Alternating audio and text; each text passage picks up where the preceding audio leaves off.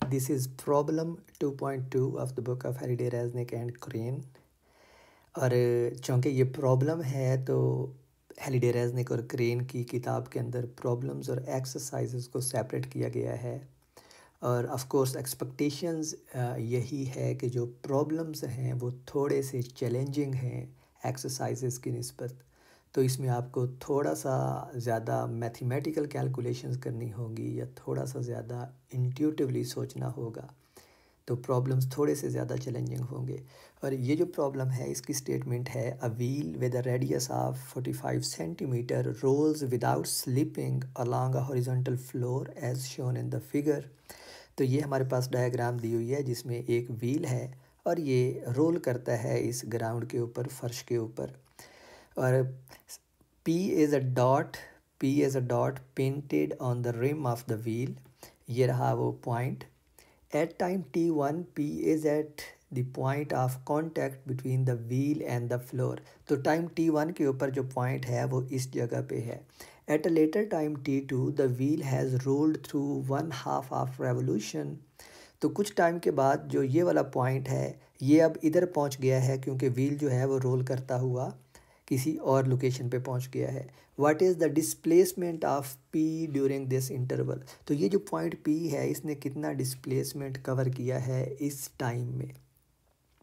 तो हमने displacement cover करना है और आपको याद होना चाहिए कि जो डिस्प्लेसमेंट है वो स्ट्रेट लाइन डिस्टेंस होता है। तो let me first draw a diagram for this problem and let's say this is our wheel. So at time t1 the wheel is at this point and let me mark a point P here in green color। और थोड़ी देर के बाद जो wheel है वो घूमता हुआ इस जगह पे पहुंच जाता है।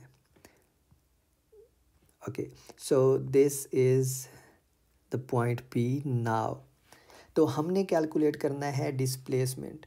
तो ये वाला पॉइंट P था टाइम किसी टाइम के ऊपर और किसी लेटर टाइम के ऊपर वो पॉइंट P यहाँ पे पहुँच गया। और डिस्प्लेसमेंट आपको याद होगा ये दो पॉइंट्स के दरमियान स्ट्रेट लाइन डिस्टेंस होता है। और अगर ये स्ट्रेट लाइन डिस्टेंस होता है तो इसका मतलब है कि ये पॉइंट P जो है चूँकि अब इस पॉइंट से उस पॉइंट तक पहुँच गया है तो स्ट्रेट लाइन ये वाली होनी चाहिए। और इस स्ट्रेट लाइन को अब हम क्या कर सकते हैं, दो हिस्सों में डिवाइड कर सकते हैं। It's just like a vector क्योंकि डिस्प्लेसमेंट वेक्टर होता है। और इसको हम दो हिस्सों में डिवाइड इस तरह कर सकते हैं कि एक हिस्सा ये हॉरिजॉन्टल डिस्टेंस का है जो ये कवर करता है और दूसरा हिस्सा ये वर्टिकल डिस्टेंस है जो कवर हुआ है। तो इसको अगर हम R1 कह लें और इस वाले डिस्टेंस को R2 कह लें और जो हमारा टोटल डिस्प्लेसमेंट है वो R है, तो अब हम देख सकते हैं कि it's just right angle triangle. और इसके अंदर अगर हम R1 और R2 हमें पता हो तो हम पाइथागोरस थ्योरम यूज़ करके R कैलकुलेट कर सकते हैं। तो R की मैग्नीट्यूड आ जाएगी। तो हम फिर डायरेक्शन कैलकुलेट कर सकते हैं हाइट डिवाइड बाई बेस से। और ये हमारे पास हाइट है और ये हमारे पास इस ट्राइंगल की बेस है। तो हमने R1 और R2 कैलकुलेट करने हैं। तो R1 जो है जो हॉरिजॉन्टल डिस्टेंस है उसको हम कैलकुलेट कर सकते हैं। और ये बताया गया है कि जो व्हील है वो हाफ रेवोल्यूशन का डिस्टेंस जो है वो कवर करता है।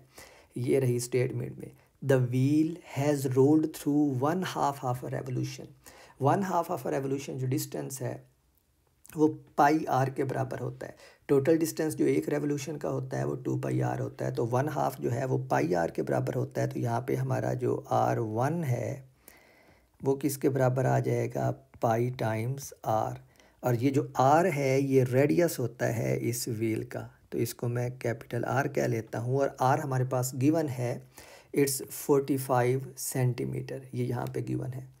तो हमारे पास R1 मालूम है क्योंकि 45 सेंटीमीटर गिवन है रेडियस, और पाई जो है वो हमें पता है 3.14 होता है। और सिमिलरली अगर हम R2 के ऊपर गौर करें तो R2 is just the diameter of the wheel which is 2r।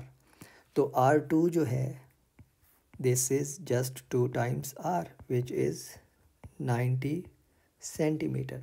तो अब हम पाइथागोरस थ्योरम यूज़ करके R को कैलकुलेट कर सकते हैं। And R would be R1 squared plus R2 squared whole square root.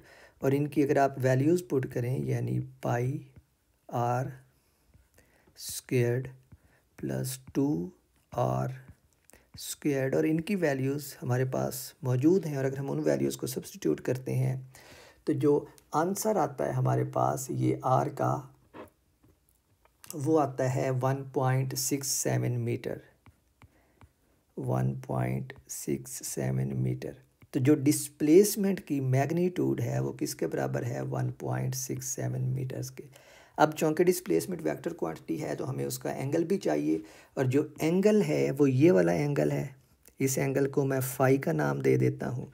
तो हमारे पास जो फार्मूला आएगा फाई का, वो किसके इक्वल आएगा, phi equals tan inverse height जो r2 है डिवाइड बाई बेस जो r1 है। तो आप r2 और r1 की वैल्यूज़ पुट करें और उसका tan इनवर्स लें तो हमारे पास जो आंसर आता है वो 33 डिग्रीज आता है।